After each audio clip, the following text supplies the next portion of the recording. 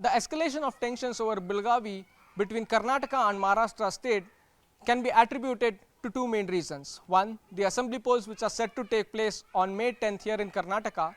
The other, civic polls which are set to take place in Maharashtra. Eknath Shinde, the Maharashtra Chief Minister, even passed a resolution claiming that 865 villages of Karnataka belong to the Maharashtra state. After passing this resolution, he even rolled out a health insurance scheme for the disputed villages in the bordering region. We are at one such village in Karnataka, Kudremani, where an health insurance scheme by the Maharashtra's government was also rolled out here. One of the distinctive feature of this particular Kudremani village is that people living here in this village have their farms in Maharashtra. So you get to see them crossing the border every day in order to do the farming in Maharashtra and return back to Karnataka. Even as the political row over the border issue continues, the BJP, which is said to be the fan favorite of the Kannada and Marathi speaking population, is likely to feel a pinch in this assembly polls.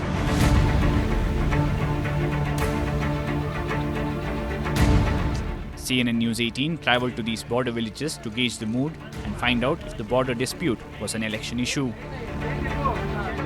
The Maharashtra Ekikaran Samiti has seen its electoral fortunes dipping over the last few years. Let me quickly cut across to the villagers, elders of this particular village, to speak to them, to understand more about what they feel about this border dispute and also learn about the developmental work that has been carried out in this particular village. Dada, namaste. नमस्ते। मैं नाम क्या है आपका दादा? नागेश राजगोलकर।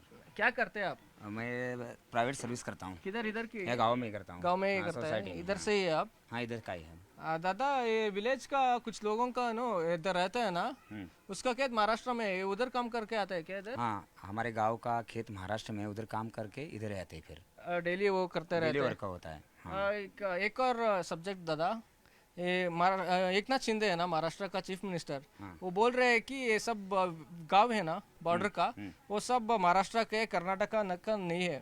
क्या क्या बोलना चाहते हैं उसके बारे में आप? उसके बारे में सर पहले से 1956 में उसका विभाजन है। उसी वक्त हमारा गांव महाराष्ट्र में ही गया था, लेकिन हमारे गांव के जब नेता मंडल टिफड़ारे थे, उन लोगों ने क्या कहा, जिधर बेलगाम है उधर ही हम रह गए, इसलिए हमारा गांव कर्नाटक में, नहीं तो पहले से हम महाराष्ट्र में थे। महाराष्ट्र में थे। हाँ। आपको क्या लगता है? हाँ। पूरा जो संस्कृति है, परंपरा है हमारे, पूर्ण वो महाराष्ट्रीयन महाराष्ट्रीय है। है। हाँ। आपको क्या लगता है वो बोल रहे हैं इसलिए कि गांव महाराष्ट्र का ही है?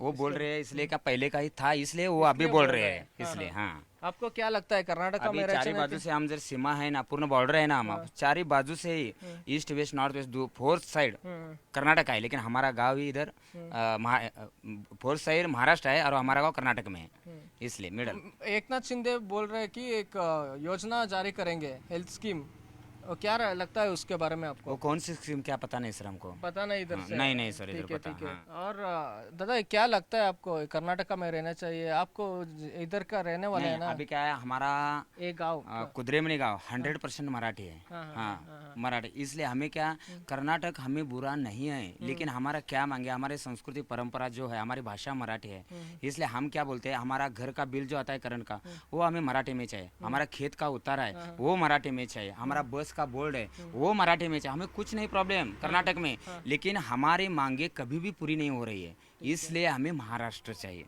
ऐसा है हमारा, इसके वास्ते और कुछ नहीं। कर्नाटक के लिए वो क्या है, मराठी और कन्नड़ा वो दोनों भाई भाई जैसा है, लेकिन हमारी मांगे पूर्ण नहीं हो रही, इसलिए हमें महाराष्ट्र चाहिए। ऐसा है, कोई सुनता नहीं हमारा। हमारे मराठी युवकों के लिए कुछ नौकरी नहीं है इधर, हमें कन्नड़ा नहीं आता है, हम क्या करेंगे? मिलिट्री के मुझे फौजी के व्यतिरिक्त कौन सा ही नौकरी नहीं है हमारे मराठी आदमी के लिए। ऐसा है इधर। एकनाथ शिंदे है ना, वो बोल रहे हैं कि ये गांव उसका महाराष्ट्र का है। चीफ मिनिस्टर बसवराज बोम्माई है ना इधर, वो बोल रहे हैं नहीं कर्नाटका की है। केस चल रहा है उधर, पर आप क्या मानते हैं इससे?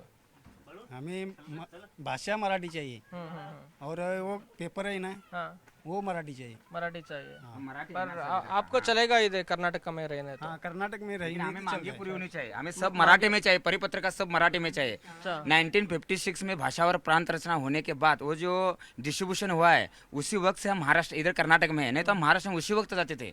लेकिन अभी कर्नाटक गवर्नमेंट हमारी मांगे पूरी नहीं कर रहा है, हमारा कोई सुनता नहीं है। हमारा जो पेपर चाहिए सभी वो हमें नहीं मिल रहे मराठी में। हमारे बच्चों के स्कूल ही पूरे मराठी इधर, सभी मराठी में। फिर हमारे बच्चे आगे जाके क्या करेंगे? उनकी सर्विस इस- चाहिए। अच्छा अच्छा, मैं हाँ। समझ सकता हूँ। हाँ। आप इस बार इलेक्शंस में किसको वोट देंगे, लक्ष्मी हेब्बाळकर को या बीजेपी नहीं कैंडिडेट को? इंडिविजुअल नहीं किसी को बोलूंगा इसी वक्त हाँ। जो ना, हमारी मांगे individual हाँ नहीं है। हाँ आप इंडिविजुअल अभी किसको नहीं वोट देंगे? नहीं जो हमारी मांगे पूरी करेंगे उसे ही हम देंगे उसे हमारे जो मराठी भाषा परंपरा संस्कृति जिसका जतन करेगा उसके लिए हम खड़े होंगे।